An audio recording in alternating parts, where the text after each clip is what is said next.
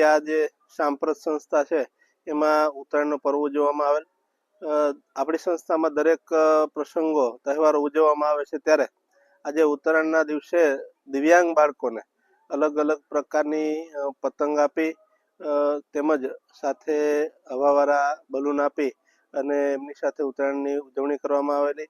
ખરેખર આજુબાજુના તમામ જે દાતાઓ છે એ પણ હાજર રહ્યા અને દિવ્યાંગ બાળકોને લગભગ 2 થી 3 કલાક સુધી પતંગ ઉડાડી અને ઉત્તરાયણની ઉજવણી કરવામાં આવેલી.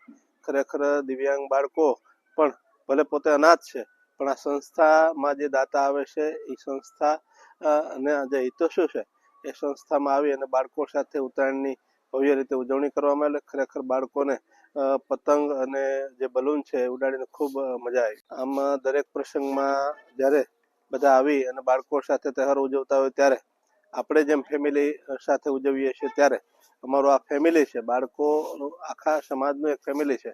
ત્યારે બાળકોને દરેક પ્રસંગની રાહ જોતા હોય, પછી દિવાળી હોય, ધૂળેટી હોય કે આવા પ્રસંગો હોય, ઉત્તરાયણ, ત્યારે પણ પતંગની રાહ જોતા હોય એટલે પતંગ અને બલૂન ઉડાડી અને ખૂબ બાળકોએ એન્જોય કરેલી. ખરેખર બાળકો નસીબદાર છે કે સમાજનો સહકાર મળે છે એટલે દરેક તહેવારો સારી રીતે ઉજવી શકીએ છીએ.